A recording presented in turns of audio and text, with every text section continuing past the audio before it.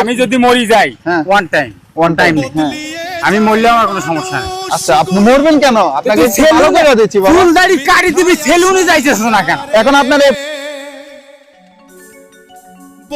পরিবেশে সেলুনে নিবে আপনাকে? আরে আগে বললাম না তোরে আমি?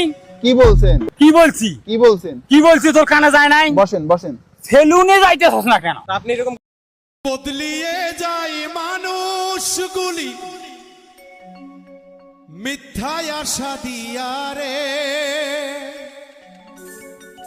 বদলিয়ে যায় মানুষগুলি, বদলিয়ে যায় মানুষগুলি মারবেন? মিথ্যায় আশা দিয়া রে,